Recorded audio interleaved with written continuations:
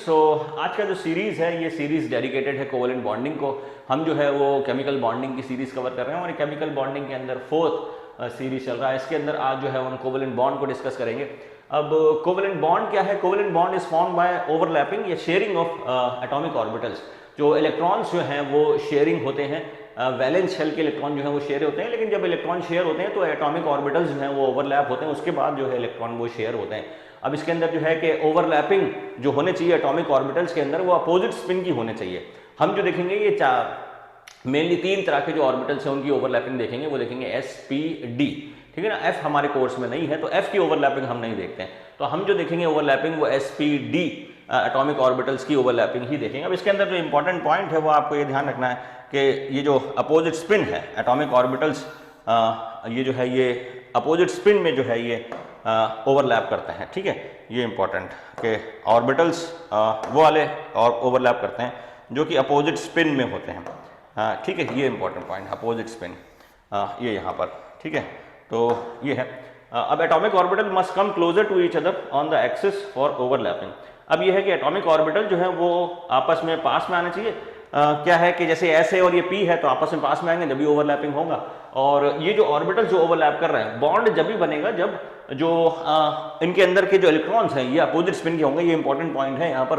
तो overlapping is an exothermic process. Overlapping जो है वो एक्सोथर्मिक प्रोसेस है क्योंकि ओवरलैपिंग के अंदर बॉन्ड बनता है और बॉन्ड फॉर्मेशन जो है वो एक्सोथर्मिक प्रोसेस है, वो आपको बता चुके हैं। अब release of energy during overlapping process called as bond energy. वो तो आपको पता है कि release of energy during overlapping process is called as bond energy. ये इंपॉर्टेंट, ठीक है, ठीक है। Now type of overlapping. अब एक तो ओवरलैपिंग हमारी क्या है, एक ओवरलैपिंग है एस एस ओवरलैपिंग। अब एस एस ओवरलैपिंग जो है इसके अंदर एस ऑर्बिटल ओवरलैप करेगा तो उसके बाद हमें जो बॉन्ड बन जाएगा। अब एस एस ओवरलैपिंग कभी भी हो वो हमेशा एक्सियल ओवरलैपिंग ही होगी, क्योंकि एस जो है वो एक तरीके से नॉन डायरेक्शनल बॉन्ड, एस जो है नॉन डायरेक्शनल ऑर्बिटल है, 3 डायमेंशनल स्फीयर जो है उसका कोई डायरेक्शन नहीं होता।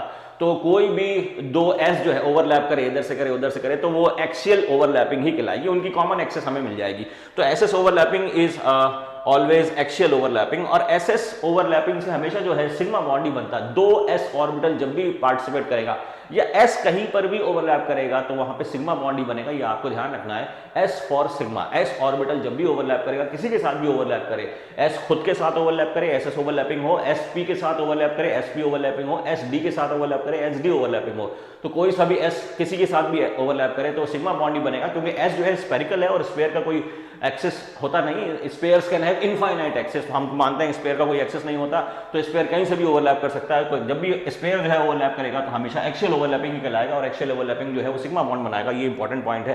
तो ये तो बस यही है, क्या हम चाहे किसी भी एक्सिस को इंटर न्यूक्लियर मान लें, एसएस ओवरलैपिंग हर हाल में होगी, ठीक है। तो एसएस ओवरलैपिंग तो होती ही होती है, आप कोई सी भी एक्सिस ले लें। ये इंटर न्यूक्लियर एक्सिस मतलब वो आप पी में और डी में पढ़ेंगे। इंटर न्यूक्लियर एक्सिस का जो कॉन्सेप्ट है वो पी और डी के अंदर है, एस के अंदर नहीं है। तो एस केस में कोई भी इंटर न्यूक्लियर एक्सिस हो, ओवरलैपिंग तो एसएस की हो जाएगी। एस कहीं पर भी हो, किसी भी तरीके से आए, ओवरलैपिंग हो जाएगी और एसएस ओवरलैपिंग से हमेशा सिग्मा बॉन्ड ही बनेगा। अब जो आता है वो एसपी ओवरलैपिंग आता है। तो sp ओवरलैपिंग जो है ये भी जो है एक बार s जो है वो किसी ऑर्बिटल से मिल गया तो दूसरे से नहीं मिलेगा। जैसे s जो है यहाँ पर x से मिल रहा है, px से मिल रहा है, तो फिर py pz से नहीं मिलेगा। तो x हमेशा एक ही ऑर्बिटल से मिलेगा। s या तो खुद s से मिलेगा, s किसी एक p से मिल सकता है, px से मिला तो py pz से नहीं मिलेगा, py से मिल गया तो pz और px से नहीं मिलेगा, और pz से मिल गया s तो फिर py pz से नहीं मिलेगा। तो x जो है वो s जो है वो एक ही ऑर्बिटल से ओवरलैप कर सकता है, ये ध्यान रखें आप। और s जब भी ओवरलैप करेगा तो वो जो है सिग्मा बॉन्ड बनाएगा। हम जिस एक्सिस पर ओवरलैपिंग करेंगे उस एक्सिस को ऑक्यूपाई करने वाला p ऑर्बिटल s ऑर्बिटल के साथ ओवरलैपिंग करेगा और बाकी p ऑर्बिटल जो है ओवरलैपिंग नहीं करेगा। pp ओवरलैपिंग, अब pp ओवरलैप जो है वो दो तरह का होता है। pp या तो एक्सियल ओवरलैपिंग हो सकता है या लेटरल ओवरलैपिंग हो सकता है। pp एक्सियल ओवरलैप होगा तो सिग्मा बॉन्ड बनेगा, pp लेटरल ओवरलैप होगा तो पाई बॉन्ड बनेगा। तो p जो ऑर्बिटल्स हैं, वैसे तो पता है आपके अंदर p जो है, p के अंदर 3 सब एटॉमिक ऑर्बिटल्स होते हैं, 3 सब ऑर्बिटल्स होते हैं। अगर px है, जैसे हम ये मान लें कि ये px है, ये वाला जो एक्सिस है ये px है, जैसे ये पेन है ये px है, ये px है, जिस पर पेन है ये उंगली है मेरा, ये px है, ये py और pz है। तो px जब ओवरलैप कर लेगा तो py और pz जो है ये पैरेलल ओवरलैपिंग करेगा। तो जब भी तो इसी वजह से जब भी पाई बॉन्ड बनता है वो सिग्मा बॉन्ड के फॉर्मेशन के बाद ही बनता है, ये आप ध्यान रखें। और सिग्मा बॉन्ड काफी हद तक ओवरलैप कर लेता है, उसके बाद जो है ये पाई बॉन्ड जो है ये ओवरलैप करेगा। तो ये आप ध्यान रखें, ये इंपॉर्टेंट पॉइंट है कि पी ओवरलैपिंग जो है वो दो तरीके की होती है, एक्सियल ओवरलैपिंग भी होती है और लेटरल ओवरलैपिंग भी होती है।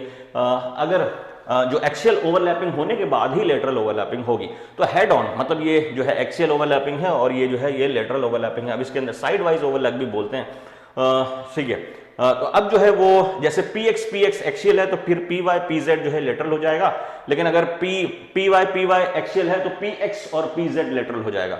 तो उसके अंदर ये है, अब पी एक्स और पी वाई ये ओवरलैप नहीं करेगा, पी वाई या तो सिमिलर जो है ऑर्बिटल्स ओवरलैप करते हैं, पी एक्स है तो पी एक्स के साथ ही ओवरलैप करेगा, पी वाई है तो पी वाई के साथ ही ओवरलैप करेगा, पी जेड है तो पी जेड के साथ ही ओवरलैप करेगा। ऐसा नहीं होगा कि पी एक्स जो है पी वाई के साथ ओवरलैप कर जाए, पी वाई जो है पी जेड के साथ कर जाए, या अब कुछ अलग अलग तरह के पी ऑर्बिटल्स ओवरलैप नहीं करेंगे। अब है ये कि पी एक्स अगर ओवरलैप कर रहा है तो पी एक्स या तो एक्सियल करेगा या लेटरल करेगा, पी वाई ओवरलैप कर रहा है तो पी वाई या तो एक्सियल करेगा या लेटरल करेगा, पी जेड ओवरलैप कर रहा है तो पी जेड या तो लेटरल करेगा या एक्सियल करेगा, वो अलग बात है।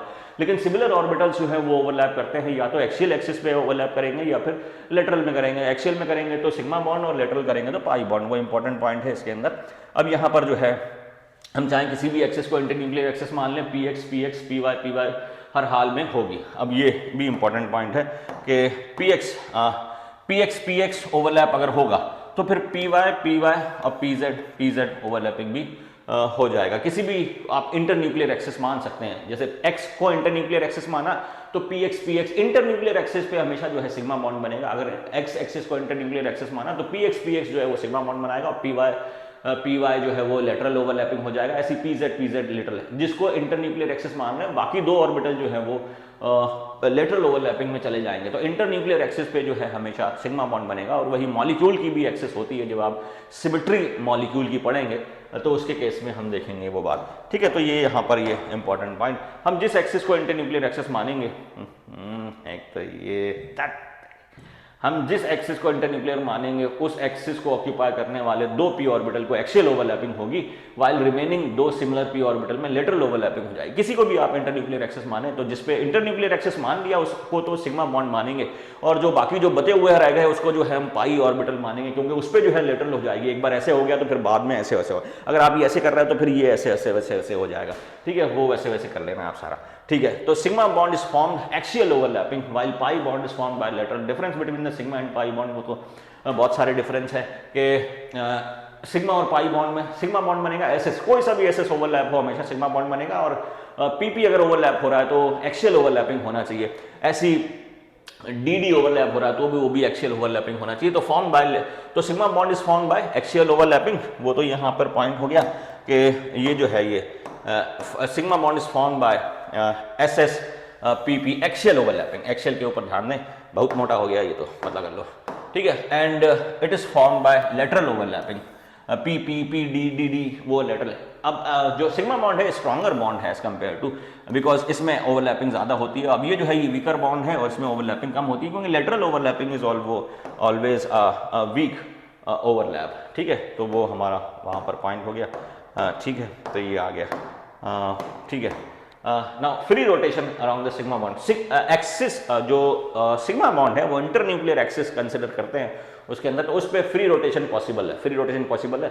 और लेटरल ओवरलैपिंग पे अंदर जो है फ्री रोटेशन पॉसिबल नहीं है। तो free rotation of atoms is not possible around the axis, और यहाँ पर जो है free rotation of atoms is possible around the axis. ये है यहाँ पर ना electron density of sigma bond is found between the axis. अब ये तो है कि जब भी सिग्मा बॉन्ड बनेगा ओवरलैपिंग तो electron density along the axis ही मिलेगी, अलोंग द एक्सिस। लेकिन यहाँ पर जो है वो above and below the axis मिलेगी, above and below. Lateral overlapping में electron density pi is found above and below the axis, above and below the axis. Axis मतलब जो न्यूक्लियस की जो एक्सिस है, जैसे ये जो कोई एटम है हाइड्रोजन जो है या फिर ये मान लो कार्बन है और ये भी कार्बन है, तो कार्बन का ये जो न्यूक्लियस है, इसकी जो एक्सिस है ये इंटरन्यूक्लियर एक्सिस हो गई, तो ये पी जो है ये सिग्मा बॉन्ड बनाएगा, और ये जो है ये पाई जो है ये लेटरल ओवरलैपिंग बनाएगा। अब इसके लेटरल ओवरलैपिंग में क्या पाई बॉन्ड बनेगा, तो इलेक्ट्रॉन ऊपर और नीचे घूमेंगे। तो लेटरल ओवरलैपिंग यानी पाई बॉन्ड के अंदर इलेक्ट्रॉन डेंसिटी जो होती है above and below the nuclear axis या फिर एक्सिस के ऊपर नीचे होती है, लेकिन सिग्मा बॉन्डिंग में जो इलेक्ट्रॉन डेंसिटी होती है वो लॉन्ग द एक्सिस होती है। ठीक है, वो आप ध्यान करना, ठीक है, दैट इज इंपॉर्टेंट, ये हमारा इंपॉर्टेंट पॉइंट। ठीक है, तो ये now play an important role to determine the structure of and geometry. हाँ, सिग्मा बॉन्ड जो है वो इंपॉर्टेंट रोल प्ले करता है to determine the geometry and structure of the molecule, लेकिन पाई बॉन्ड के अंदर हम ज्योमेट्री और स्ट्रक्चर नहीं देखते। ये important point, very important point. जब भी आप अब हाइब्रिडाइजेशन जो है उसके अंदर भी जो है वो हम सिग्मा बॉन्ड ही देखते हैं। तो sigma bond plays an important role to determine the structure and geometry of the molecule. Very important point के structure and geometry of the molecule is determined only on the sigma bond but not on the pi bond. अब यहाँ पर जो है number of lone pair, number of no role, अब यहाँ पर जो है no role to determine the structure geometry pi bond का। ये तो पाई बॉन्ड का कॉन्सेप्ट है, ये सिग्मा बॉन्ड का है। ठीक है, ये आ गया हमारा। Now relationship between strength of overlapping, अब ये है यहाँ पर रिलेशन बिटवीन स्ट्रेंथ एंड अब स्ट्रेंथ, जितनी ज्यादा ओवरलैपिंग होगी उतना ज्यादा स्ट्रेंथ होगा। ओवरलैपिंग रिलेशनशिप मतलब ओवरलैपिंग अगर ज्यादा है तो बॉन्ड स्ट्रॉन्ग ज्यादा होगा, उसके केस में बॉन्ड एनर्जी भी ज्यादा हो जाएगी, because bond energy is directly proportional to bond strength. ये हमारा इंपॉर्टेंट पॉइंट। तो bond strength, bond strength, bond strength, bond strength, bond strength, bond strength, तो bond strength is directly proportional to overlapping region और extent of overlap. Now extent of overlapping is dependent upon the number of shells of atomic orbital. हाँ, कि atomic जो overlapping हो रही है जिन atomic orbitals के बीच में, उसमें कितना गैप है। अगर वो सेम है, जैसे 2s ओवरलैप कर रहा है तो ओवरलैपिंग ज्यादा होगी, लेकिन 2s और 3s ओवरलैपिंग कर रहा है तो ओवरलैपिंग थोड़ी कम होगी। तो वो यहां पर है कि difference between the overlapping orbitals अगर बढ़ेगा तो ओवरलैपिंग कम होगी और बॉन्ड एनर्जी जो है ये कम हो जाएगी। ठीक है, तो ओवरलैपिंग रीजन, ठीक है, तो ये overlapping region inversely proportional number of shells of atomic orbitals. तो वो जो एटॉमिक ऑर्बिटल्स हैं जो ओवरलैप कर रहे हैं उनके बीच में कितना डिफरेंस है उसके बेसिस पे ओवरलैपिंग डिसाइड होगी। ठीक है, ये इंपॉर्टेंट पॉइंट। ठीक है, ऊपर जाओ। ठीक है, जैसे 1s में ओवरलैपिंग ज्यादा होगी। अब ये जो पॉइंट है ये इंपॉर्टेंट है हमेशा, this is an important point कि ओवरलैपिंग, ये आप गांठ बांध लें, गांठ बांधना है, कुछ और नहीं मान लेना। ठीक है ना, दिस इज 1s ओवरलैप ज्यादा, सबसे ज्यादा जो है वो स्ट्रॉन्गर 1s है। उसके बाद जो है वो 2s ओवरलैप होगा, उसके बाद जो है वो 3s ओवरलैप होगा। ऐसी 1s ओवरलैप ज्यादा, फिर 1s 2s ओवरलैप, ठीक है ना, ऐसी 2s ओवरलैप वो हम करेंगे। ठीक है, ये इंपॉर्टेंट, ये तो इंपॉर्टेंट। तो सबसे ज्यादा अगर सिमिलर जो ऑर्बिटल्स हैं वो ओवरलैपिंग करेंगे तो वो ओवरलैपिंग स्ट्रॉन्गर होगी। That is an important point that we have to consider. अब नाउ इसको भगाना पड़ता है ना। In case of similar number of shell, तो यहाँ पर भी ये इंपॉर्टेंट देख लें, 1p तो होता नहीं, सबसे ज्यादा तो 1s स्ट्रॉन्गर, सबसे ज्यादा 1s स्ट्रॉन्गर, 1s के बाद फिर ये 2p पे आ जाएगा, फिर ये 2p एक्सियल, फिर ये 2s और 2p, फिर ये 2s। तो ये यहाँ पर ये इंपॉर्टेंट है कि सेकेंड शेल में जो है वो 2p एक्सियल ज्यादा है, फिर 2s है, और फिर 2s 2p है, और फिर 2s है, क्योंकि p के अंदर जो है वो लूप बड़ा होता है, p का ऐसा लूप होता है ऐसा, ठीक है ना। तो वो sp ओवरलैपिंग ज्यादा होगी as compare to ss overlap. तो pp ओवरलैप, ये ऐसा इधर p और वो ऐसा उधर p, तो pp ओवरलैप स्ट्रॉन्गर, फिर sp ओवरलैप और फिर ss ओवरलैप, ये इंपॉर्टेंट। तो pp ओवरलैप सेकेंड शेल में, pp ओवरलैप सबसे स्ट्रॉन्गर, फिर sp ओवरलैप और फिर ss ओवरलैप। तो p कैरेक्टर जितना होगा ओवरलैपिंग उतनी ज्यादा स्ट्रॉन्गर हो जाएगी, हम ये बोल सकते हैं। और अगर वो 1 की बात करें तो 1s जो है वो ओवरलैप स्ट्रॉन्गर होगा, ठीक है ना। ss, क्योंकि 1 के अंदर p तो होता नहीं, तो 1p तो बनता नहीं, तो वो ss ओवरलैप ही कहलाएगा। और अगर सिमिलर ss ओवरलैप करेगा तो स्ट्रॉन्ग होगा, यानी 1s ओवरलैप ज्यादा, फिर 2s फिर 3s। ऐसी p के अंदर जो है 2p ज्यादा, फिर 2s एंड 2p और फिर 2s, ये इंपॉर्टेंट पॉइंट, ये तो ये यहाँ पर इंपॉर्टेंट है, इसको आप गांठ मान लें, ठीक है ना। ठीक है, तो ये कुछ question, if x is considered as internuclear distance between which the following overlapping is not possible. तो x जो है वो x एक्सिस को इंटरन्यूक्लियर एक्सिस माना है, x एक्सिस तो ss, तो ss ओवरलैपिंग तो इंटरन्यूक्लियर एक्सिस पर डिपेंड ही नहीं करता, तो वो तो वहां का कॉन्सेप्ट है, ठीक है। py जो है py हाँ x px जो है अगर ओवरलैप कर रहा है तो py लेटरल हो जाएगा, पाई बॉन्ड बना देगा, ठीक है ना। spz और ये जो है px और py फिर नहीं हो पाएगा क्योंकि अपोजिट जो डिसिमिलर जो है वो नहीं हो पाएगा, तो ये हमारा ऑर्बिटल जो है वो नहीं हो पाएगा, इज नॉट पॉसिबल। ये वाला जो है ये नॉट पॉसिबल है, यही इसमें आंसर है, इसको आप रहने दीजिए। तो ये px और py ओवरलैप फिर नहीं होगा, जैसे हमने पहले पढ़ा। तो किसी भी आप एक्सिस को इंटरन्यूक्लियर एक्सिस मानेंगे तो वो तो ओवरलैप हो जाएगा, जैसे y को इंटरन्यूक्लियर एक्सिस माना तो py ओवरलैप हो जाएगा, फिर px और pz जो है वो ओवरलैपिंग होंगे और पाई बॉन्ड बनाएंगे, लेकिन px py के साथ ओवरलैप नहीं करेगा और py pz के साथ नहीं करेगा, ऐसी pz px के साथ ओवरलैप नहीं करेगा। तो सिमिलर p होना चाहिए, P शुड बी सिमिलर। अब इंटरन्यूक्लियर एक्सिस कोई सा ही मानो, बस ये है कि इंटरन्यूक्लियर एक्सिस के अक्रॉस सिग्मा बॉन्ड बनेगा और बाकी का ऑर्बिटल जो है वो पाई बॉन्ड बना देंगे, ठीक है। तो दैट इज द पॉइंट ये यहाँ पर। Now it is if y is considered as internuclear axis which of the following orbital overlapping is possible पूछ रहा है, तो S which of the following which one of the following overlapping is always possible, ये बोलना चाहिए, ठीक है। तो ये यहाँ पर जो है internuclear, if y is the internuclear axis, y internuclear axis है तो y को इंटरन्यूक्लियर एक्सिस माना है, तो ss ओवरलैपिंग जो है वो इंटरन्यूक्लियर एक्सिस पर डिपेंड नहीं करती, तो हमारा आंसर हो जाएगा ये ss जो है यहाँ पर ये हो जाएगा इसका आंसर कि ss जो है ये इंटरन्यूक्लियर एक्सिस पर डिपेंड नहीं करती, तो ये ओवरलैपिंग तो होगी, ठीक है। ये अब ये px और ये py है, ठीक है, ये ओवरलैपिंग नहीं होगी, ठीक है। अब ये pz consider as internuclear axis, then which of the following overlapping is possible. So ss तो हमेशा पॉसिबल, इज ऑलवेज पॉसिबल, ये बोलना चाहिए था क्वेश्चन में, इज ऑलवेज पॉसिबल, ठीक है। तो वो क्वेश्चन में इज ऑलवेज पॉसिबल बोलना चाहिए था, ठीक है।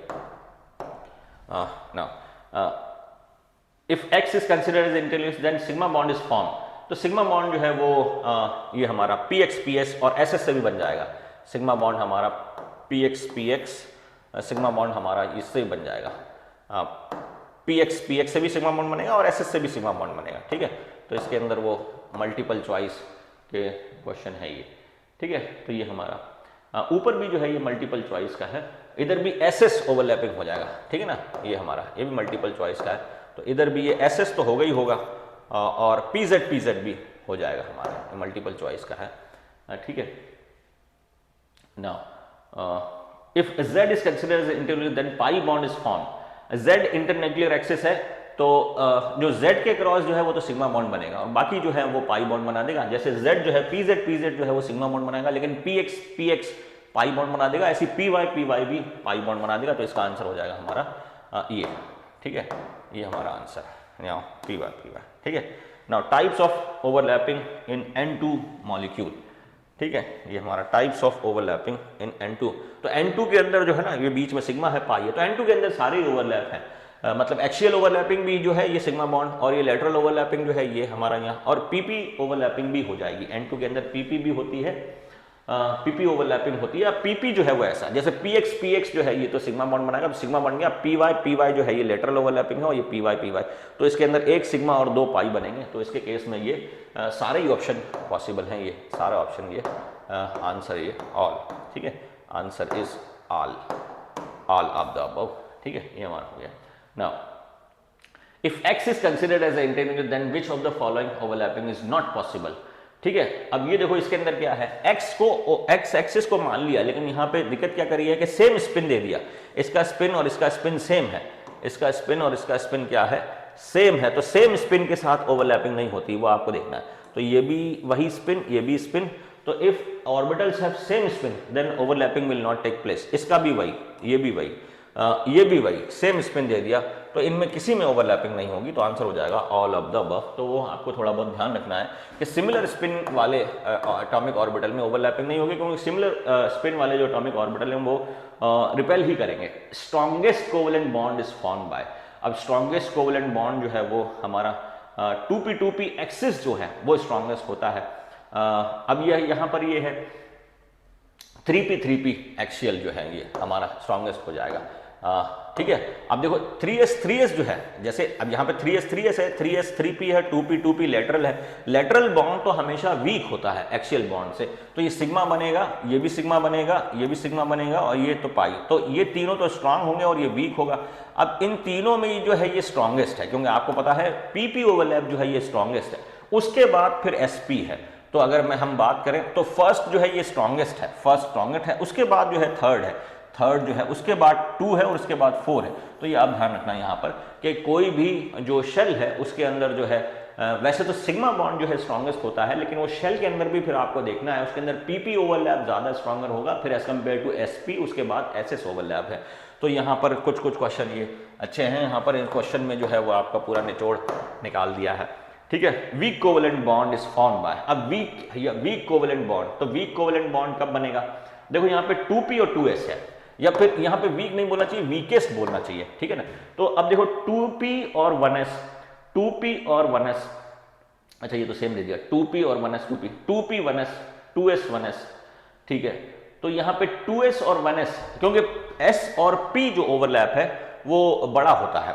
अब देखो यहाँ पर जो है ये 1s 2s के साथ ओवरलैप कर रहा है, यहाँ पे 1s 2p के साथ ओवरलैप कर रहा है, तो sp ओवरलैपिंग ज्यादा होती है, ये 1s 2p के साथ, ये 1s 2p के साथ, तो वीक जो है वीक कोवेलेंट, ये वीकेस्ट हो गया, ये ओवरलैपिंग जो है ये पुअर ओवरलैपिंग होगी, तो उसके अंदर वो सबसे ठीक है। सिमिलर, तो सिमिलर शेल्स आने के बाद pp एक्सियल, फिर sp, फिर ss, तो ये आपको ध्यान रखना है, ठीक है, ये इंपॉर्टेंट पॉइंट, ठीक है। नाउ लिमिटेशंस ऑफ VBT, तो ये जो था वो ये वैलेंस बॉन्ड थ्योरी के हिसाब से था, तो VBT जो है वो हिटलर इन लंदन ने प्रपोज करा था। VBT के हिसाब से ये है कि एटॉमिक ऑर्बिटल्स जो हैं वो ओवरलैप करेंगे, और ओवरलैपिंग एटॉमिक ऑर्बिटल्स जो हैं वो हाफ फील्ड एटॉमिक ऑर्बिटल्स ही ओवरलैप करेंगे, और उसके अंदर जो स्पिन जो है वो अपोजिट होना चाहिए, सिमिलर स्पिन वाले ओवरलैप नहीं करेंगे। अब ओवरलैपिंग जो है वो दो तरीके से होती है, या तो एक्सियल ओवरलैपिंग होती है या लेटरल ओवरलैपिंग होती है। फिर ओवरलैपिंग का भी स्ट्रेंथ है, SS 1s ओवरलैपिंग ज़्यादा स्ट्रॉन्ग होगी as compare to 2s as compare to 3s। अब P की बात करें तो P के अंदर 2p एक्सियल ओवरलैपिंग स्ट्रॉन्गेस्ट होगी, फिर sp ओवरलैपिंग होगी, और pp लेटरल फिर बाद में होगी उसके भी, या फिर ss एक्सियल भी वो बाद में होगी। तो pp सबसे पहले, फिर sp, फिर ss, वो आपको ध्यान देना है। तो ये VBT के कुछ पॉइंट हैं इसके अंदर। तो VBT is application for diatomic molecule. अब तो VBT जो है वो डायटोमिक मॉलिक्यूल के लिए ही एप्लीकेबल होता है, मोनोटॉमिक के लिए नहीं होता है। जैसे CH, अब ये VBT की जो थ्योरी है, ये VBT ये बोलता है कि हाफ फील्ड एटॉमिक ऑर्बिटल्स ही ओवरलैप करते हैं, लेकिन CH4 जो है, formation of CH4 can not be explain by VBT, क्योंकि फॉर्मेशन ऑफ CH4 के हिसाब से क्या है कि अगर मैं कार्बन लूं तो कार्बन के तो आउटर मोस्ट शेल में क्या हो जाएगा, ये मैंने कार्बन लिया तो कार्बन का इलेक्ट्रॉनिक कॉन्फिगरेशन 1s2 2s2 और 2p2, तो इसका जो है ये पेयर्ड है, और इसके अंदर दो अनपेयर्ड है, एक और एक ये दो, लेकिन ये जो है ये 4 बॉन्ड बनाता है, तो VBT के हिसाब से ये ओवरलैपिंग में पार्टिसिपेट नहीं करेगा, पेयरिंग वाले ओवरलैपिंग में पार्टिसिपेट नहीं करेंगे, तो ये पेयरिंग में पार्टिसिपेट नहीं करेगा, ये भी नहीं करेगा, तो ये जो है ये ओवरलैपिंग में पार्टिसिपेट कर जाएगा। तो अब इसके हिसाब से 2 ही बॉन्ड बनना चाहिए, क्योंकि जितने नंबर ऑफ अनपेयर्ड इलेक्ट्रॉन है उतने ही बॉन्ड बनेंगे, तो इसके हिसाब से 2 ही बॉन्ड बनना चाहिए। तो CH4 को एक्सप्लेन करने के लिए लिनियस पॉलिंग ने जो हाइब्रिडाइजेशन का कॉन्सेप्ट लगाया, इन्होंने बोला कि यहाँ पर एक्साइटेशन का कॉन्सेप्ट लगाएंगे। एक्साइटेशन का मतलब ये है कि इसका एक S जो है, जैसे आपने बनाया ये कार्बन का, ये कार्बन का बनाया, कार्बन का ये ग्राउंड स्टेट इलेक्ट्रॉनिक कॉन्फ़िगरेशन है, तो यहाँ से जो है ये एक्साइट होकर वहाँ चला जाएगा, एक्साइटेड स्टेट आएगी, और एक्साइटेड स्टेट के बाद फिर ये जो है ये एटॉमिक ऑर्बिटल सिमिलर एनर्जी के आ गए, ये S है ये P है। तो ध्यान है हाइब्रिडाइजेशन के अंदर सिमिलर एनर्जी के एटॉमिक ऑर्बिटल्स पार्टिसिपेट करते हैं, नॉट आइडेंटिकल। कुछ टीचर जो है जैसे आकाश के अंदर एक तरुण सर हैं, वो ये बता देते हैं कि हाइब्रिडाइजेशन में इक्वल एनर्जी के ऑर्बिटल पार्टिसिपेट करता है, नहीं, दैट्स अ रॉन्ग कॉन्सेप्ट। जिसको हाइब्रिडेशन नहीं पता तो वो ये बोल सकता है। लेकिन हाइब्रिडाइजेशन के अंदर सिमिलर एनर्जी के ऑर्बिटल, बिकॉज हाइब्रिडाइजेशन का कॉन्सेप्ट ही यही है कि सिमिलर नेचर की चीजें आपस में मिलती हैं और सुपीरियर नेचर की चीज निकल के आती है। हाइब्रिडाइजेशन बायोलॉजी के अंदर भी कॉन्सेप्ट है।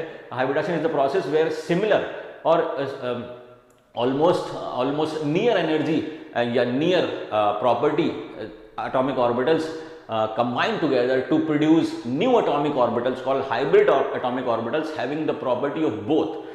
जो भी एटॉमिक ऑर्बिटल पार्टिसिपेट कर रहे हैं उन सब की प्रॉपर्टी फिर उसके अंदर आएगी। तो हाइब्रिड एटॉमिक ऑर्बिटल के अंदर ओवरलैपिंग पावर ज्यादा होती है, बॉन्ड फॉर्मेशन की पावर ज्यादा होती है, बॉन्ड स्ट्रेंथ की पावर उसके अंदर ज्यादा होती है, इसलिए हाइब्रिड ऑर्बिटल कॉन्सेप्ट लाया। तो हाइब्रिड ऑर्बिटल के अंदर वेरी इंपॉर्टेंट पॉइंट कि हाइब्रिड ऑर्बिटल में इक्वल एनर्जी के ऑर्बिटल्स नहीं, सिमिलर एनर्जी के ऑर्बिटल्स पार्टिसिपेट करते हैं, जैसे एस और पी, तो इनकी एनर्जी लगभग सिमिलर होगी। तो ये एटॉमिक ऑर्बिटल पार्टिसिपेट करेंगे और ये ओवरलैपिंग करेंगे, फिर जाके हाइब्रिड ऑर्बिटल बनेंगे।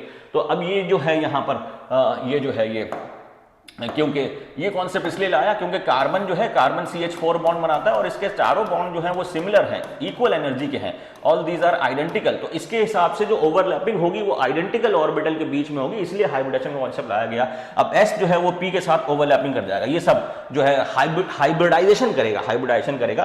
तो जितने एटॉमिक ऑर्बिटल मिलेंगे उतने ही बनेंगे, तो 1 2 3 4। अब हर एक ऑर्बिटल जो है वो sp3 हो जाएगा, sp3 sp3 sp3। अब आपको पता है जितना ज्यादा p करेक्टर होगा उतना ज्यादा जो है वो ओवरलैपिंग होगी, या जितना ज्यादा डायरेक्शनल करेक्टर आएगा उतना ज्यादा ओवरलैपिंग होगी।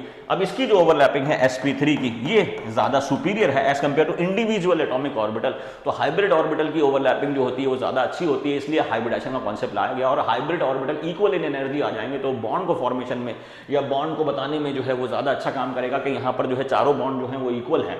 इसी वजह से, क्योंकि चारों बॉन्ड जो है वो sp3s हाइब्रिड ओवरलैपिंग से बने, तो कार्बन का जो है sp3 हो गया और कार्बन के 4 sp3 ऑर्बिटल हो गए और हाइड्रोजन का जो है वो s हो गया। इसकी वजह से चारों बॉन्ड जो है वो सिमिलर नेचर के बनेंगे। That's why Linus Pauling introduce the concept of hybridization. तो हाइब्रिडाइजेशन के अंदर ध्यान रखें, similar atomic orbital combine together to produce new hybrid orbitals having superior property of overlapping and producing an equal energy bonds. तो वो वहां पर ये इंपॉर्टेंट पॉइंट है वहां पर, ठीक है। तो ये हाइब्रिडाइजेशन का जो कॉन्सेप्ट है ये लिनियस पॉलिंग ने इंट्रोड्यूस किया। Linus Pauling receive 2 times Nobel prize, ये आप ध्यान रखें, डिफरेंट फील्ड में।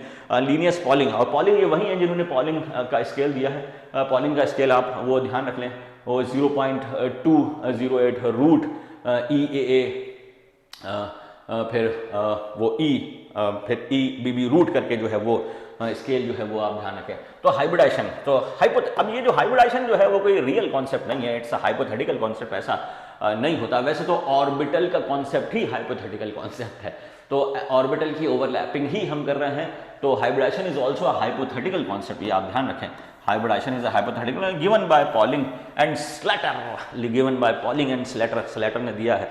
ये जो है लाइट बंद हो गई, चालू हो जाता, हाँ ये हो गया, ठीक है, ये तो जाता ही, ये हो गया। तो हाइब्रिडाइजेशन के अंदर it is based on mixing of atomic orbital, mixing of atomic, जैसे मिक्सी में जो सबको डाल के पीस देते हैं, सब बराबर से घुल मिल जाता है, ऐसे ही जो एटॉमिक ऑर्बिटल है वो आपस में घुल मिल जाते हैं। तो it is based on the mixing of atomic orbital. Main points of hybridization क्या है कि atomic orbitals of central atom, अब ये जो है हाइब्रिडाइजेशन में जो है वो सेंट्रल एटम होता है क्या है, जैसे CH4 का जो है वो बॉन्डिंग बताएं तो CH4, अरे दिखता नहीं तो बोलते क्यों नहीं हो, क्या दिख नहीं रहा है, CH4। तो CH4 के अंदर जैसे क्या है, कार्बन है, कार्बन जो है ये 4 बॉन्ड बनाएगा। तो हमारा जो कॉन्सेप्ट है वो ये माना जाता है कि हम ये मानते हैं, एनर्जी का जो कॉन्सेप्ट लेते हैं कि इनिशियली इंट्रैक्शन इज 0, लेकिन जब चीज़ें पास में आती हैं तो इनके बीच में इंट्रैक्शन डेवलप होता है, उसके बीच में एनर्जी चेंजेस होते हैं, पोटेंशियल एनर्जी चेंज होगा, तो वो वाला कॉन्सेप्ट है। अभी जो है वो कार्बन जो है वो अकेला पड़ा है और 4 जो हाइड्रोजन जो है वो अलग अलग पड़े हुए हैं। अब 4 हाइड्रोजन जो है कार्बन की तरफ अप्रोच करते हैं बॉन्ड बनाने के लिए, तो कार्बन को अरेंजमेंट करना है 4 हाइड्रोजन के लिए कि बॉन्ड बनाए। तो वो क्या करता है, अपने आउटर शेल जो एटॉमिक ऑर्बिटल हैं उनको ऐसा मिक्सअप करता है कि 4 जो हाइड्रोजन हैं उनके लिए इक्वल एनर्जी का कुछ एनवायरनमेंट बने और 4 जो है सिमिलर नेचर से ओवरलैपिंग करें। तो ध्यान रखिएगा हाइब्रिडाइजेशन के अंदर जो है वो atomic orbital of central atom will undergo mixing. ये आप ध्यान रखें कि मिक्सिंग जो होगी, पिसाई जो होगी, जो सेंट्रल एटम के आउटर मोस्ट जो वैलेंस शेल एटॉमिक ऑर्बिटल हैं उनकी पिसाई होगी और वो जाके आपको हाइब्रिड ऑर्बिटल बना के देंगे। तो ये पॉइंट इंपॉर्टेंट है कि एटॉमिक ऑर्बिटल ऑफ जो है, ठीक है। नाउ हाफ फिल, अब ये जो पिसाई होगी, ये जो घिसाई होगी किसकी, सेंट्रल एलिमेंट के आउटर मोस्ट शेल ऑर्बिटल की, उसमें कोई सा भी वो पार्टिसिपेट कर सकता है लेकिन सिमिलर एनर्जी का हो, बहुत ज्यादा एनर्जी डिफरेंस नहीं हो। जो एटॉमिक ऑर्बिटल है वो हाफ फिल्ड भी हो सकता है, फुल्ली फिल्ड भी हो सकता है, एम्प्टी भी हो सकता है। तो half filled, fully filled and empty orbital can participate in hybridisation.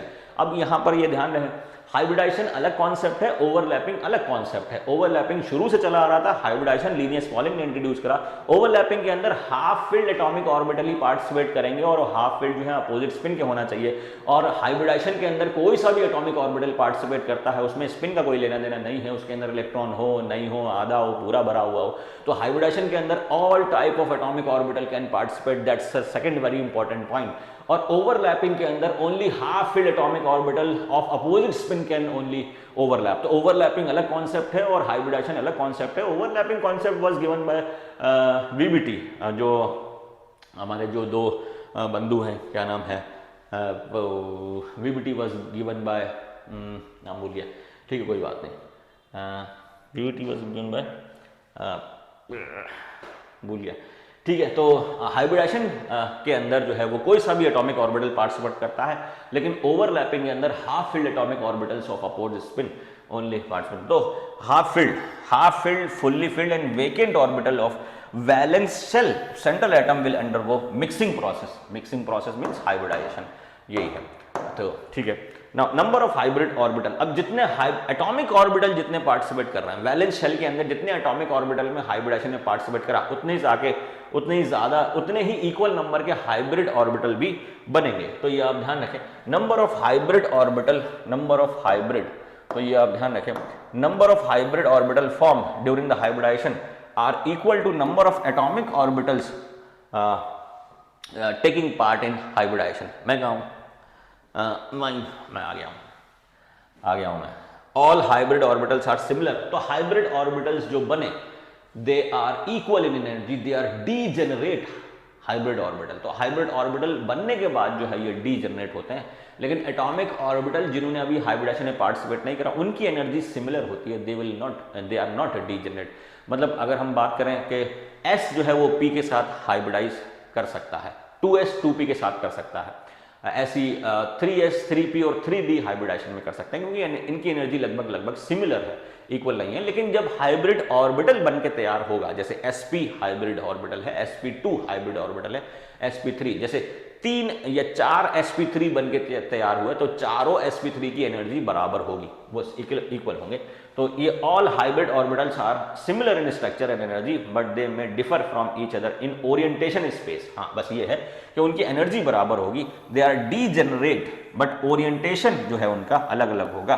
3 dimension में अलग अलग बिखर जाएंगे, जैसे गुलाब की पत्तियां होती हैं तो अलग अलग डायरेक्शन में बिखर जाती हैं लेकिन होती वो लगभग सेम है, सिमिलर एनर्जी की, सिमिलर शेप की होती हैं, वो आप ध्यान रखें। तो हाइब्रिड ऑर्बिटल का शेप और एनर्जी तो सिमिलर होगा लेकिन उनका जो ओरिएंटेशन होगा, उनका जो 3 डायमेंशनल अरेंजमेंट होगा ये अलग अलग हो सकता है सेंट्रल एलिमेंट के across. Now electrons that are in atomic orbital are distributed in hybrid orbital. तो पहले जो इलेक्ट्रॉन एटॉमिक ऑर्बिटल में थे वो अब हाइब्रिड ऑर्बिटल में चले जाएंगे, ठीक है।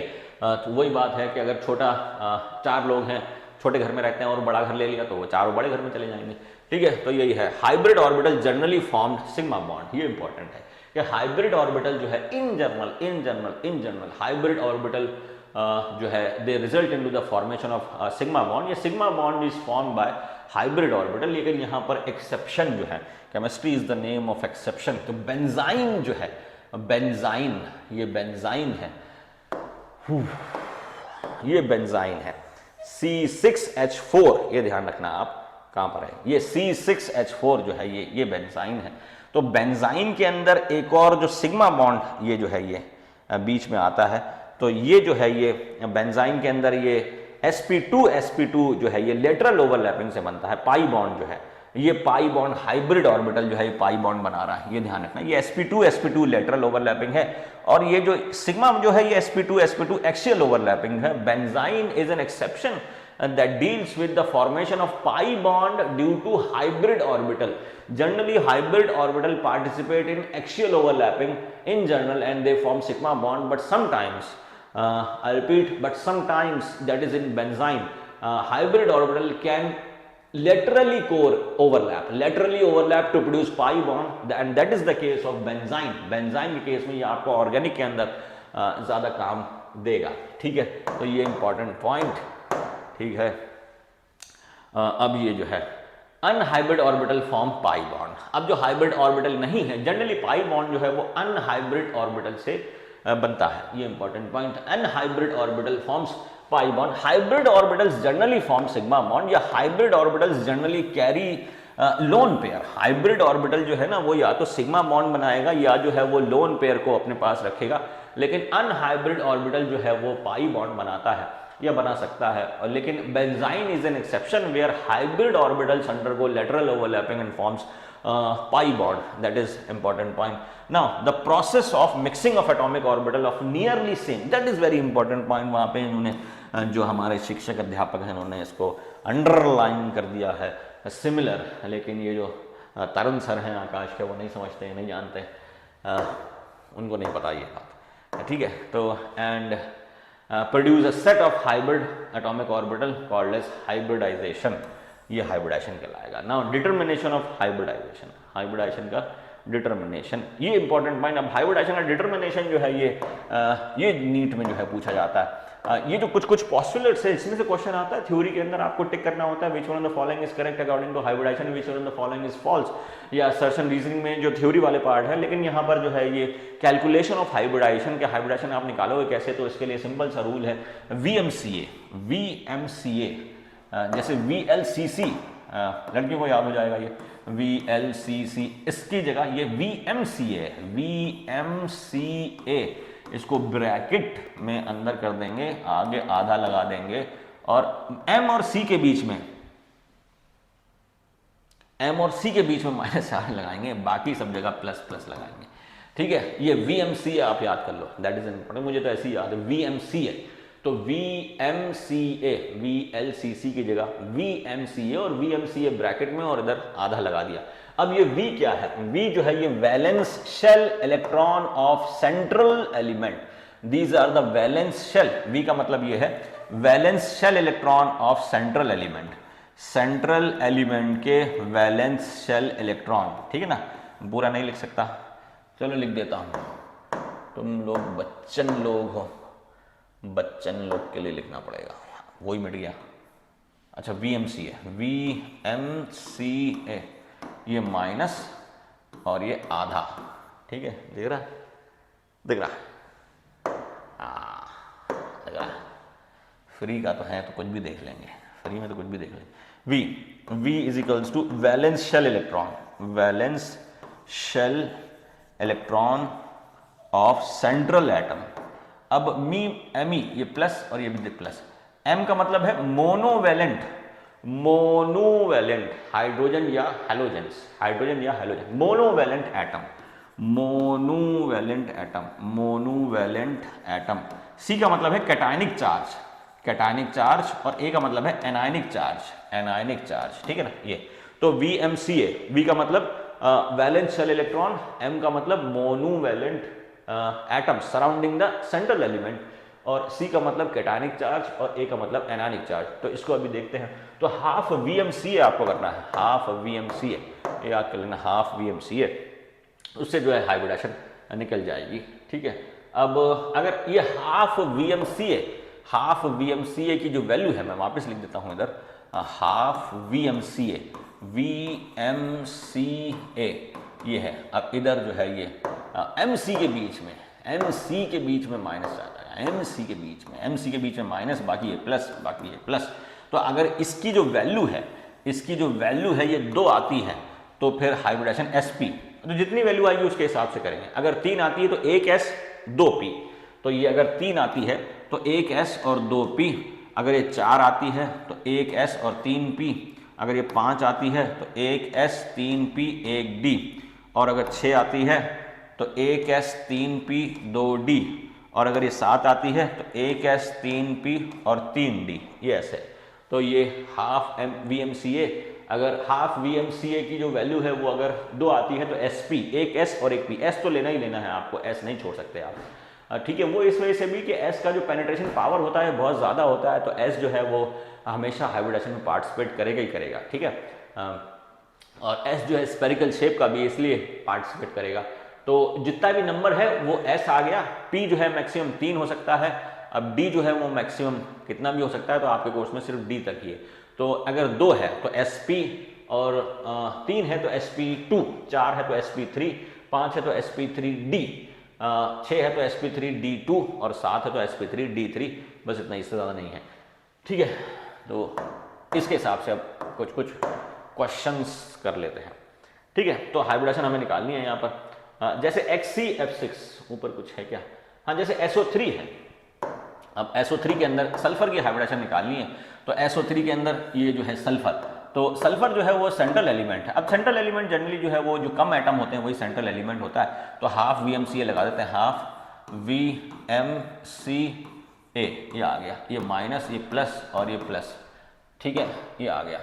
तो ये है हमारा हाफ, ये V का मतलब valence electron, valence electron sulphur में कितने हैं, अब सल्फर में जो वैलेंस इलेक्ट्रॉन है वो 6 हैं, तो 6 प्लस मोनू तो कहीं है ही नहीं इसके अंदर, सब इसको ऑक्सीजन है, सराउंडिंग जो है वो ऑक्सीजन है, तो वो तो डाई हो गया, तो वो तो 0 रख देंगे, 0। कैटानिक चार्ज जो है वो भी 0 है, और एनायनिक चार्ज जो है ये भी 0 है, तो ये सब कुछ 0 हो गया, तो हाफ इंटू 6 आ गया, तो ये आ गया 3, तो इसमें हाइब्रिडेशन हो जाएगा sp2, 2 1, तो ठीक है, तो ये sp2 आएगा, ठीक है ना, sp3 नहीं आएगा, sp2 आएगा, 3 आ गया तो sp2, गलत है ये, sp2, ठीक है।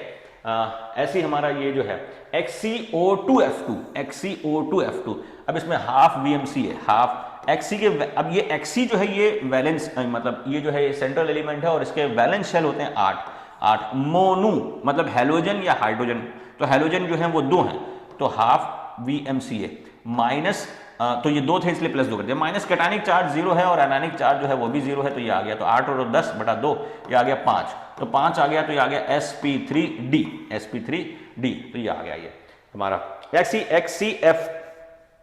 अब ये करेंगे XCF5 प्लस, तो जिनॉन, तो half VMCA, half VMCA, half VMCA, VMCA, ये आ गया। अब इधर माइनस, ये प्लस और ये प्लस, तो इधर कितना आ गया हाफ। अब इसके वैलेंस इलेक्ट्रॉन कितने हैं 8 प्लस मोनू मतलब हेलोजन 5, तो प्लस 5 माइनस कैटायन चार्ज कितना है 1, तो -1, और एनायनिक कितना है तो प्लस 0, ये आ गया, ठीक है। तो या तो कैटायनिक होगा या एनायनिक होगा, दोनों चार्ज तो हो नहीं सकते, दोनों चार्ज जिस पे होते हैं वो होता है ज़्विटर आयन, ठीक है, तो हम ज़्विटर आयन को नहीं करते। तो इधर हो गया 8 5 13, 13 में से 1 गया 12, 12 बटा 2, तो ये आ गया 6, तो हाइब्रिडेशन हो गया sp3d2, sp3d2, तो ये आपको ऐसे करना है, ठीक है। तो हाफ VMCA कर लें, इस पे क्वेश्चन आता है हाफ VMCA, जैसे NO2 प्लस, तो ये हम देखते हैं।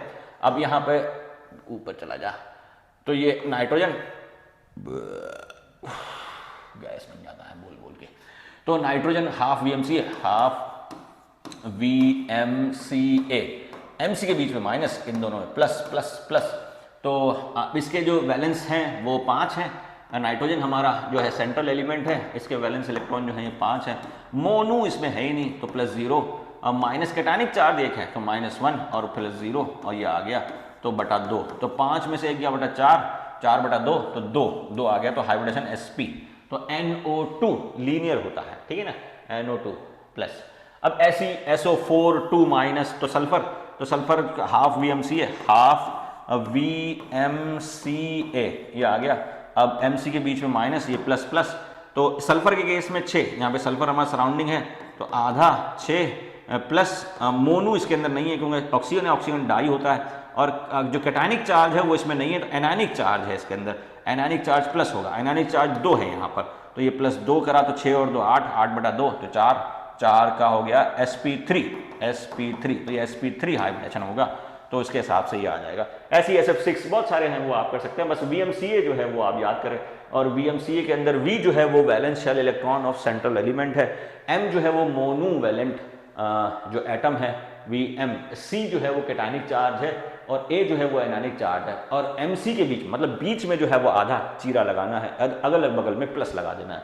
तो वो फॉर्मूले को भी याद करने के लिए आपको ट्रिक बैठानी पड़ेगी। नाउ टाइप्स ऑफ हाइब्रिडाइजेशन, अब जो है वो हाइब्रिडाइजेशन sp होता है और sp2 भी होता है। अब हाइब्रिडाइजेशन जो है वो आपको एक रेगुलर ज्योमेट्री देता है। हाइब्रिडाइजेशन के अंदर हम ये मानते हैं कि रेगुलर ज्योमेट्री आती है, तो वो रेगुलर ज्योमेट्री जो है वो आपको याद करनी है। जैसे sp तो है वो लीनियर देगा, sp हाइब्रिडाइजेशन तो वो तो सबको याद रहती है। sp जो है वो लीनियर देगा, लीनियर, तो sp जो है ये ज्योमेट्री लीनियर होगी। और बॉन्ड एंगल जो है वो 180 होगा। मतलब ये जो ऑर्बिटल्स हैं sp, अब जितने अब sp के अंदर दो एटॉमिक ऑर्बिटल पार्टिसिपेट करेंगे, एक s और एक p, ठीक है। तो दो एटॉमिक ऑर्बिटल बनेंगे। ये अब ये एक sp है और ये दूसरा sp है, ठीक है ना। तो अब ये जो बीच में देखो, वैसे तो क्या है ये ऐसे, अगर ऐसे बना है तो ये सिर्फ p है, लेकिन बीच में से ठूंठ जैसा बना दिया है, तो मतलब ये है कि ये जो है ये मिक्सिंग होके बना है। तो ये ऐसा ठूंठ जैसा, कुछ बुक्स में ऐसा भी बना हुआ है, ये ऐसा और ये ऐसा, ये भी ऐसा थोड़ा सा पूंछ जैसी निकली हुई है। ये भी जो है ये हाइब्रिड ऑर्बिटल को बनाता है। नहीं तो फिर आप इसको बना दो, अंदर बनाने तो वो ऐसे, मतलब इसको ऐसे बनाया और दूसरा जो है उसका अंदर ये बना दिया, तो ये भी हाइब्रिड ऑर्बिटल है। तो हाइब्रिड ऑर्बिटल, तो sp के अंदर दो हाइब्रिड ऑर्बिटल बनते हैं और ये दो हाइब्रिड ऑर्बिटल जो 180 पे खिंच के चले जाते हैं और उधर से फिर कोई दूसरा भी बॉन्ड बनता है तो वहां पे बॉन्ड बन जाता है। तो ये लीनियर शेप होता है। तो ज्योमेट्री होता है 3 dimensional arrangement of hybrid orbital, that is called as geometry. 3 dimension arrangement of hybrid orbital around the central atom, उसके हिसाब से फिर ओवरलैपिंग होकर शेप आती है, ठीक है। तो वो हमारा ये है। तो sp जो है वो लीनियर होगा, फिर हमारा sp2 जो है वो ट्राइगोनल प्लेनर होगा। तो ये हमारा sp कहाँ पर है, तो इसका bf2, वो तो ये तो वैसे बोर्ड के बच्चों के लिए है, नीट के लिए नहीं है। तो वैसे कर लीजिए हाफ VMCA। तो बेरिलियम के केस में कितने हैं, बेरिलियम में 2 और 2 4/2, तो 2, तो sp आ गया, ठीक है। तो bf2 जो है वैसे कर लेंगे। अब sp2, तो sp2 के अंदर 3 हाइब्रिड ऑर्बिटल बनेंगे, एक s का और 2 p ओवरलैप होंगे, तो वो ट्राइगोनल प्लेनर बनेगा, ठीक है। तो ज्योमेट्री ट्राइगोनल प्लेनर है और बॉन्ड एंगल 120 है। फिर जैसे BCl3, तो बोरोन के केस में बोरोन के आउटर मोस्ट शेल में 3 और 3 मोनू, तो 3 3 6/2, तो आ गया 3 आ गया, तो फिर वो sp2 हो गया, ठीक है। ये हो गया sp2। तो उसके केस में तो ये तो बनाना नहीं वैसे आपको, बस इसके अंदर बस ये ध्यान रखना है कि जो ऑर्बिटल बनेंगे वो कितने होंगे। और जैसे BCl3 है तो इसके 3 हाइब्रिड ऑर्बिटल बनेंगे, sp2 sp2 sp3। अब क्लोरीन का जो है अनपेयर्ड जो है वो p है, क्लोरीन का p5 होता है, तो एक उसके अंदर बच गया। तो ये जो ओवरलैपिंग है ये sp2 और p है। अब ये जनरली एक्सियल ओवरलैपिंग है तो वो pz मानेंगे आप, कि इसका जो है ये pz और उसका sp2। नहीं तो हाइब्रिड ऑर्बिटल है, हाइब्रिड ऑर्बिटल किसी भी तरीके से एक्सियल ओवरलैपिंग को ही प्रेफर करता है, ठीक है। तो उसके हिसाब से करना है। तो sp3 है तो एक s और 3 p, ये मिक्सअप होंगे और sp3 4 sp3 बनेंगे। अब ये जो शेप होती है टेट्राहेड्रल कहलाती है और इसमें बॉन्ड एंगल 109 डिग्री 28 मिनट होता है, ठीक है। ये है। अब sp3 जब भी बनेगा तो 4 बनेंगे, क्योंकि इनका सम 3 और एक 4 एटॉमिक। ऐसी sp2 जब भी बनेगा तो वो 3 बनेंगे sp2, क्योंकि 2p और एक s, 2p और एक s, तो 3 बनेंगे, यानी 3 एटॉमिक ऑर्बिटल पार्टिसिपेट करेंगे और 3 हाइब्रिड ऑर्बिटल बनेंगे, तो वो वैसे होता है, ठीक है। नाउ sp3d मतलब अब इसके अंदर ये है कि इसमें जो d पार्टिसिपेट करेगा, इसमें जो d पार्टिसिपेट करता है वो dz² है। ये इंपॉर्टेंट है कि यहाँ पर sp3d के अंदर जो d पार्टिसिपेट करता है वो dz² है। जनरली जो है वो हाइब्रिडाइजेशन में जनरली जो है वो एक्सिस वाले जो है वो ज़्यादा पार्टिसिपेट करते हैं। तो dz के जो लूप्स हैं वो एक्सिस पे रहते हैं, तो दैट्स वाई इसके अंदर जो d होगा वो dz कर ले। अगर आपको याद नहीं होता तो आप इसको ऐसे याद कर सकते हैं, sp3d। अब ये 3 जो है वो z से मिलता है, ठीक है, और z होता है dz², ठीक है। तो वैसे कुछ ना कुछ मारपीट करके भेजे में घुसाना है, ठीक है। तो sp3d वो हो गया हमारा, ठीक है। तो ये sp3, यहाँ पर जो sp3d जो है वो d जो होगा वो dz² होगा, ये आप ध्यान रखना।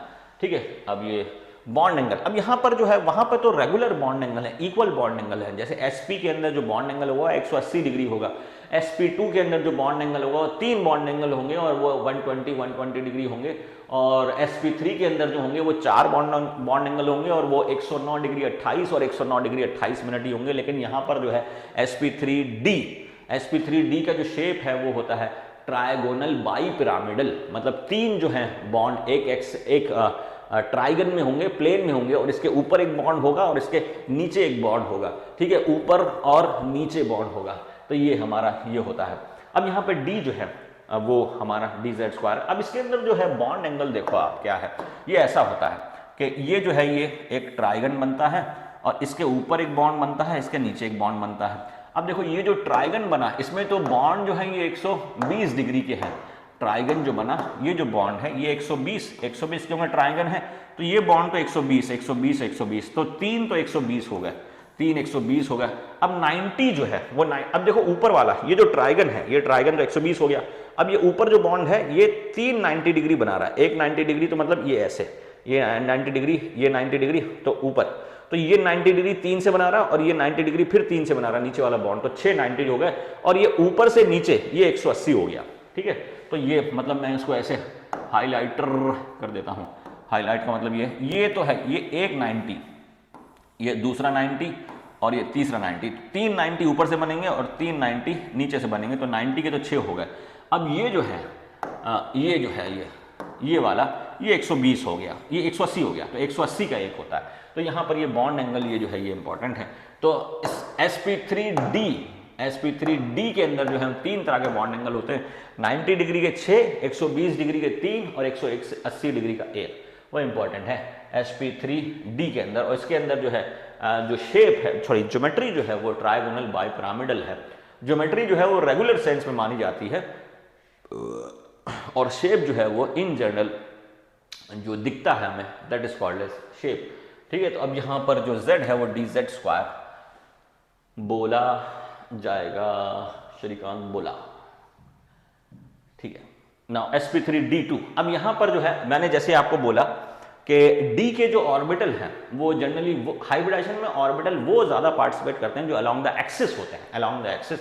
तो यहाँ पर जो है वो dz² और dx²y² ये होगा, ठीक है। तो यहाँ पर sp3d2 के अंदर जो है sp3d2 तो dz² और dx²y² जो है विल अंडरगो मिक्सिंग। तो ये पूछा जाता है क्वेश्चन कि d का जो है कौन सा यूज होगा। जैसे sp3d के अंदर जो d का जो यूज होगा वो dz² है और sp3d2 के अंदर जो d का यूज होगा वो dz² और dx²y² है, वो आप ध्यान रखें, ठीक है।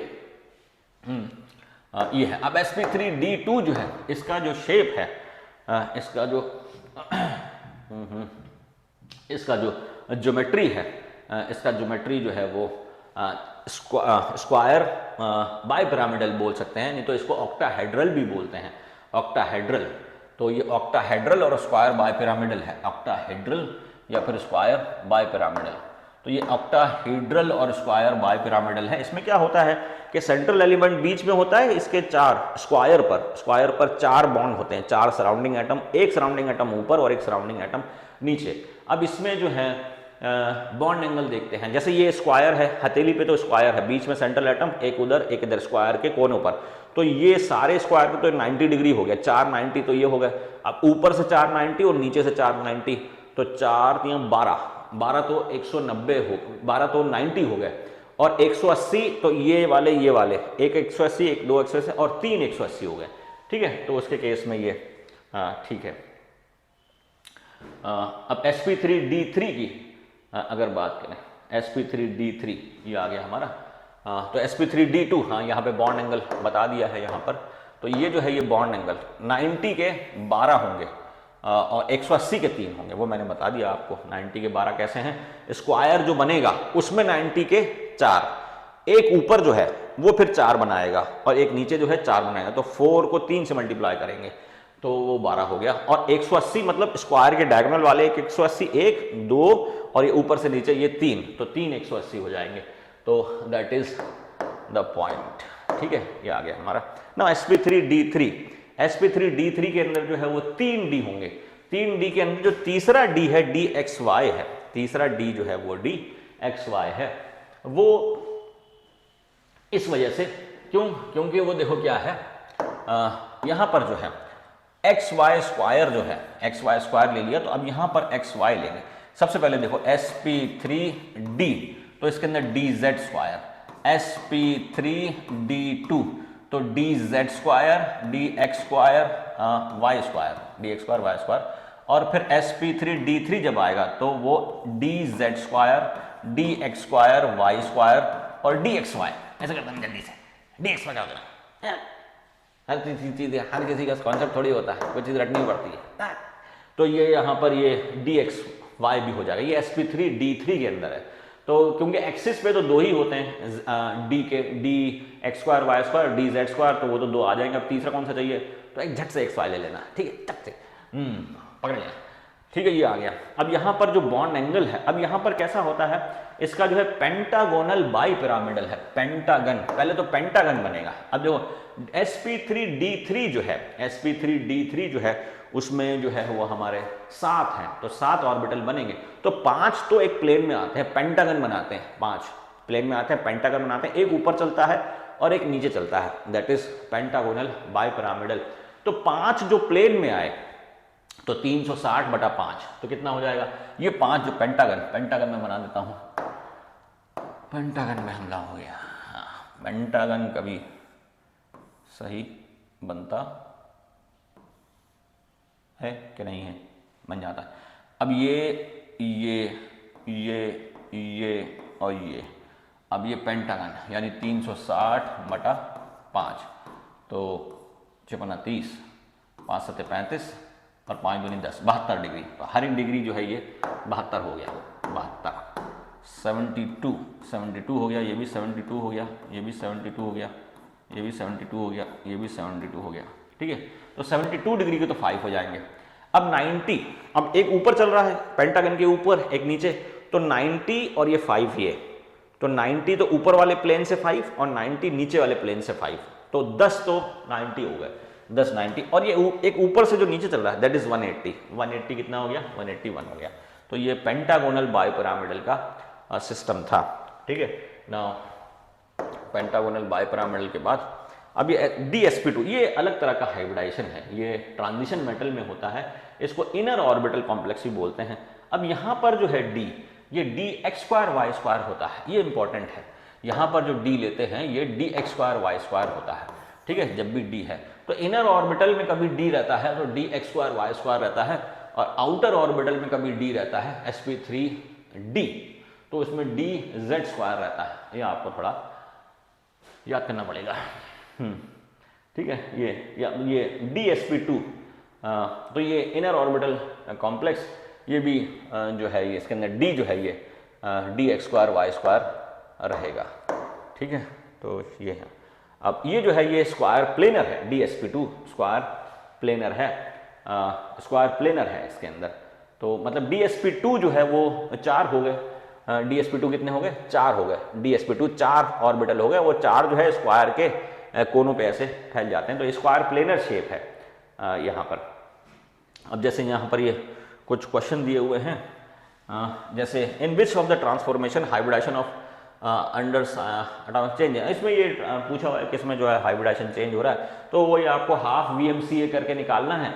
मतलब यहाँ पर जो है जिनॉन, यहाँ पर जो है ये जिनॉन जो है ये sp3d3 है, यहाँ पर जिनॉन जो है sp3 है, तो यहाँ पर चेंज हो गया। ऐसी जिनॉन यहाँ पे sp3d3 है, यहाँ पर भी जिनॉन sp3d है, तो यहाँ पर भी चेंज हो गया, sp3d3 sp3d2 sp3d और sp3, तो इन सब में चेंज हो रहा है, इसमें चेंज नहीं हो रहा है। SO2 से SO3 में जाएगा, तो वो जो दोनों है SO2 और SO3, इसमें सल्फर जो है sp2 ही काउंट होता है, ये इंपॉर्टेंट पॉइंट। और यहाँ पर जो है ये यहाँ पर, तो यहाँ पर जो है ये हाइब्रिडेशन चेंज नहीं हो रहा है, सल्फर का भी sp2 है और SO2 का भी जो है वो sp2 है। अब SO2 जो है वो रिड्यूसिंग एजेंट है और टेम्परेरी रिड्यूसिंग एजेंट है, ये आपको थोड़ा ध्यान रखना है। और SO2 जो है पॉल्यूशन करती है, और SO2 एसिड रेन भी करती है, और SO2 जो है लाइकन को अफेक्ट करती है, तो lichens are the indicator of SO2, वो SO2 के लिए कुछ इंपॉर्टेंट पॉइंट है। और SO2 जो है वो डिटेक्शन में भी काम में आती है, ठीक है, सॉल्ट एनालिसिस में भी करेंगे उसको ना। इधर अमोनिया में sp3 है और अमोनियम में भी sp3 है, तो यहाँ पर भी हाइब्रिडाइजेशन चेंज नहीं हुआ है। ऐसी ये जो है NO2 माइनस और NO3 माइनस, नाइट्राइट और नाइट्रेट, इन दोनों में भी हाइब्रिडाइजेशन चेंज नहीं हुआ है। तो ये भी हमारा ये सिस्टम है। Which of the following hybridization central atom in all the species similar, तो इसमें पूछा है किस किस में जो है वो सिमिलर है, तो वो भी आपको वैसे ही करना है। जैसे यहाँ पर देख लेते हैं NH2 माइनस, तो नाइट्रोजन के वैलेंस शेल में 5 और 2 मोनोवैलेंट, 5 और 2 7, और एक ये माइनस केस में प्लस हो जाता है, तो 5 और 7 और एक 6/2 3 अगर सम सेम आ रहा है तो हाइब्रिडेशन सेम होगा। अब सल्फर के केस में कितने होते हैं, 6 और 2, ये 5 और 2 7 और एक 8, हाँ ये 5 और 2 7 और एक 8, 8/2 4। अब ये 6 और 2 8, 8/2 4। अब ये कार्बन का 4 और वो मोनोवेलेंट 4, 4 4 8/2 4। अब ये क्लोरीन का 7 और ये हो गया 1, तो ये हो गया आपका, ठीक है, ClO3 माइनस। अब क्लोरीन के आउटर मोस्ट शेल में कितने हो जाएंगे, 7 के बाद फिर ये 1 8, 8/2 तो 4। तो ये इसके सबके अंदर जो है वो हमारा जो है ये आंसर जो है यही जो है इन सब के अंदर, ये जो है ये इन सब के अंदर हाइब्रिडेशन जो है सेंट्रल एलिमेंट की सेम है। तो बने रहिए, सब्सक्राइब कर लीजिए, लाइक करिए, शर्माइए नहीं लाइक करने में, क्या जाता है आपको, बटन ही तो दबाना है यार, इतना ज़्यादा क्या शर्माना। और सब्सक्राइब भी कर लोगे तो क्या कौन सा CBI का छापा पड़ जाएगा, एक आपको अच्छा लगेगा। हम मेहनत करता है इतना, मगजमारी करता है, बार बार बहुत तेज़ स्पीड में पढ़ाता है आप लोगों को, बढ़िया नोट्स लेके आता है ताकि आप क्या आपका उद्धार हो, ताकि हमारा भी उद्धार हो। तो सब्सक्राइब करिए चैनल को, लाइक करिए, अच्छा लगता है तो लाइक करिए, बताइए कि